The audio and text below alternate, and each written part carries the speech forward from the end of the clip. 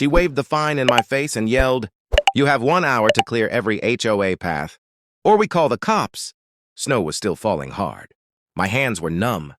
The plow truck I used for work was already buried. Behind her, the so-called community paths were empty, untouched, like no one had used them all day. I looked past her at my driveway, still half blocked because I had spent the morning helping my kids. Mom, get to the hospital.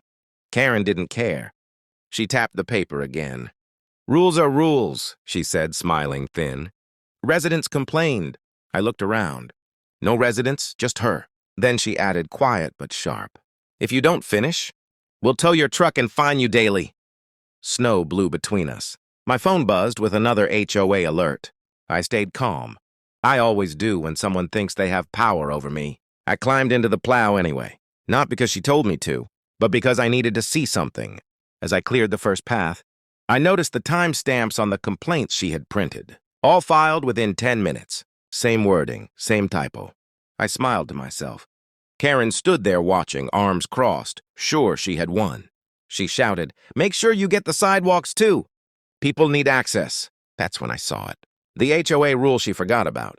The one buried deep in the contract they never thought anyone would read. I adjusted the plow, felt the engine hum, and thought one clear thing as snow piled higher and higher. She just gave me permission to move every ounce of it. I kept plowing slow and steady, pushing the snow exactly where the HOA map showed the paths ended. Karen didn't notice at first. She was busy on her phone, probably writing the next fine. The wind picked up and the snow had nowhere to go but sideways. Lawns disappeared under white walls. Driveways turned into small hills. Perfectly legal. Because I was still clearing community paths. A man stepped out of one of the big houses and shouted, "Hey, that's my yard!" Karen waved him off. "He's following HOA orders," she said. I heard that and almost laughed. Another neighbor came out, then another. Someone slipped trying to cross a mound of snow and sat down hard. Phones came out again, but this time they weren't pointed at me. Karen finally looked up and froze. "What are you doing?" she screamed. I cut the engine and said, "Exactly what your paper says." She ran over, boots sinking, and tried to grab the fine from my hand. "You can't dump snow here." I pointed at the map she had attached. "Show me where it says I can't." She threatened me again. "I'm calling the police." I nodded. "Good idea." Snow kept falling, covering her shoes while she dialed. A tow truck rolled by slow, then kept going. No one wanted part of this. Karen's voice shook as she said into the phone, "Yes, he's doing it on purpose." I leaned back in the seat and watched the snow pile grow. Every rule she used as a weapon was now working against her. And the best part?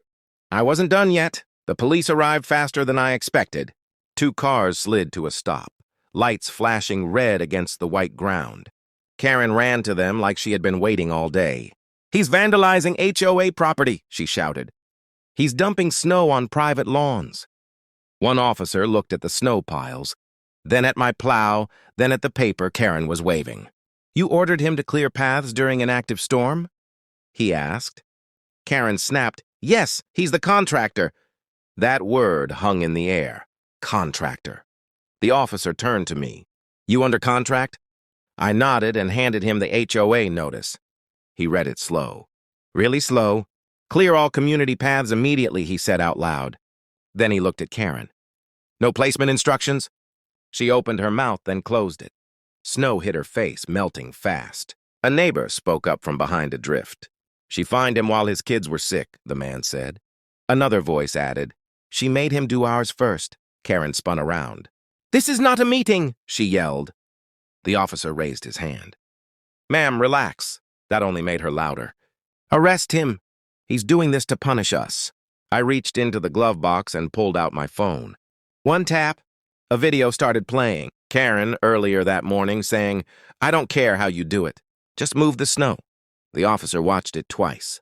His partner whistled low. Karen's face went pale. The officer handed my phone back and said, "Sir, you're following written orders." Then he turned to her. "You may want to stop giving them." Karen tried to smile, but it didn't land. Snow kept falling. People kept watching, and in that moment, she realized something she never had before. She had lost control, and the storm wasn't on her side. Karen tried one last time. Fine him anyway, she said, voice thin. The HOA will handle it. The officer shook his head. No, ma'am. This ends now. He told me I was free to go and advised the HOA to pause all snow, orders until the storm passed. I shut off the plow and stepped out. Neighbors clapped, not loud, but enough. Karen stood there buried to her ankles, staring at lawns she helped ruin. By morning, the storm was gone. So were the fines. The HOA sent a short email saying all penalties were void due to error. Karen didn't show her face for weeks. A new board meeting was announced.